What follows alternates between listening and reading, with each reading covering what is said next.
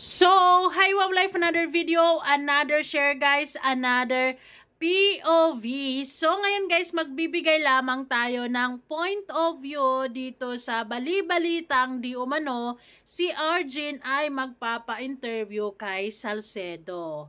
So, alam naman natin or kilala naman natin si Salcedo na anti-kalingap. So, ano pa ba ang aasahan natin kung sakaling matuloy ang collaboration na to? So, syempre, ang pag-uusapan talaga nila ay tungkol sa kung ano mang kanigahan na napapansin nila sa kalingap, 'di ba?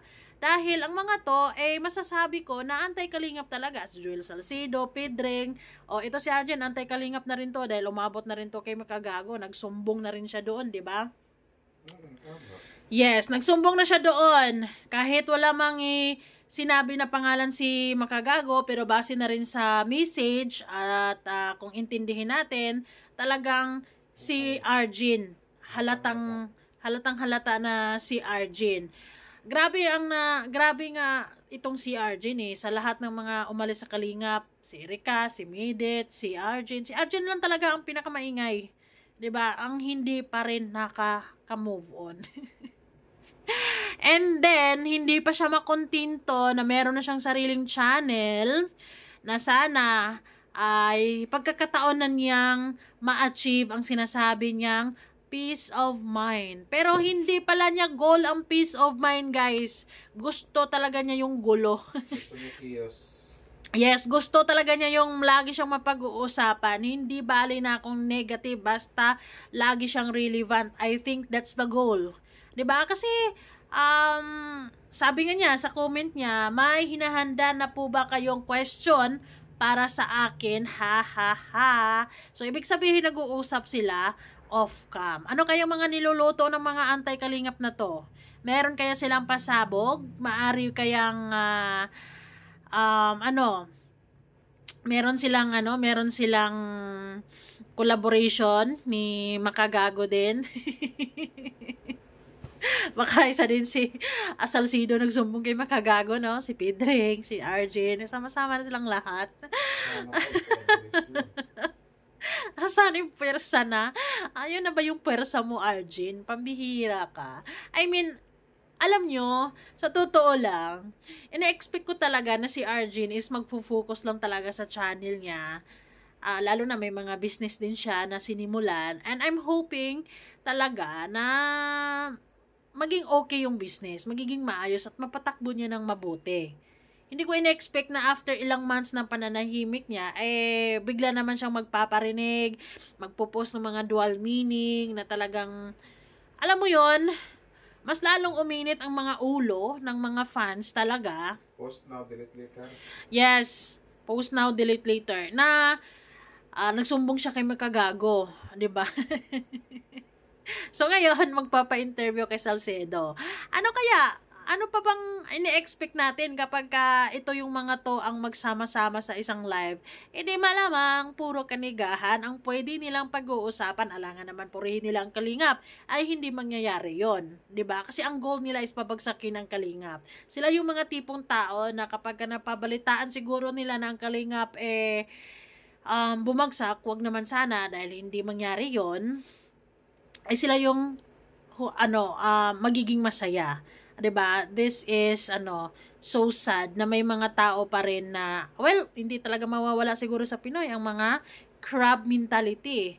Yung tipong sumasakses ka pero may mga tao naman na pilit kang hilahin pababa. Actually,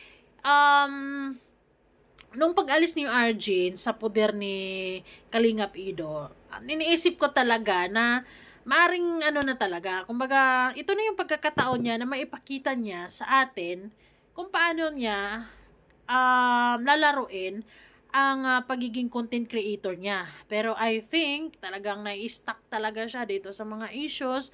Parang ito na yung forte niya. Ang mapag-uusapan siya. Di bali na kung negative. Well, sa mga kakampi ni Arjen, tama si Arjen para sa kanila. Pero syempre, sa mga majority, hindi pwede, hindi na lang basta manahimik na lang ang mga fans, lalo na EDSI fans na ganon-ganon ang mga May mga ganon-ganon na sinasabi si Arjen. Pero guys, sa totoo lang, kung mangyari man yung collaboration na yan, inaabangan ko din talaga. Baka sakaling yan na yung pagkakataon na mailabas niya talaga ng tuluyan yung hinanakit niya. Baka kailangan lang niyang maglabas ng sama ng loob para once and for all ay matapos na ang mga hinanakit na yan, 'di ba? Sana wala na yan sa puso niya para naman ay makapag-focus na siya ng maayos sa channel niya. Yung wala nang issue-issue, yung kalimutan mo na naging parte ka ng Kalingap kung hindi mo na-appreciate yung tulong ng Kalingap or kung hindi mo na-appreciate yung tulong ni Kalingap Ido, kalimutan mo na lang na naging parte ka na lang ng Kalingap at wag ka na lang magsalita ng kung ano-ano pa man. Gumawa ka na lang ng sarili mong diskarte kung paano mo papalaguin ang channel mo. 'Di ba? Since alam mo naman na kung paano siguro ang galawan sa Sokmed, so sure na meron ka ng ideya kung paano mo gagawin ang mga videos mo. Kasi sigurado ako na meron ka na ring mga fans, 'di ba? Meron na ring mga nagro-root for you. At yung mga fans na 'yon ay maaring umaasa din sila sa iyo na pwede mo silang bigyan ng mas maganda pang mga contents. 'Di ba? Pero pagka mag-focus ka sa mga issue, so on and so forth, magsasalita ka ng mga anti-Kalingap, negative, puro ang sasabihin mo dito, syempre, hindi rin manahimik ang fans ng Kalingap. Talagang bubuelta yan. Talagang bubumbahin ka yan. Talagang mapupuspon yung peace of mind mo. Kung hangad mo pa ay peace of mind or parang go for the war itong si Arjen ngayon 'di ba? Pero kung sakaling iyan talaga yung forte mo, yan talaga yung gusto mo, or nadadala ka din kung sino man yung mga kausap mo, 'di ba? Talo ka dyan dahil talagang at the end of the day, ikaw pa rin ang mabubultahan ng mga fans. Lalo na kilala ka talaga sa Kalingap Kilala ka talaga Although, kilala ka pero hindi ka sinuportahan dahil na rin sa mga nasasabi mo noon na hindi rin maganda, 'di ba? Ay nako, sana mangyari na yung collaboration na yan. Sana nga ma-interview na rin si Arjen. Sana nga maganda-ganda naman yung magiging tanong ni Salcido kay Arjen para once and for all maano na rin, mabigyan or malagyan na rin ng tuldok ang ang kabitiran ni Arjen dito sa Kalingap. 'Di ba? Sabi ko nga, kung hindi mo na-appreciate yung tulong ni Kalingap Ido noon, kalimutan mo na lang na once sa buhay mo ay naging bahagi ka rin dito. 'Di ba? And start your own. 'Di ba? Ganun na lang. Or mag-start ka with anti-Kalingap people katulad nila Pedreng, ni Ruinim, o Arenas Community pala, I'm sorry. Or pares lang ba yan? O Salcido, or kung sino pa man dyan na magiging anti-Kalingap.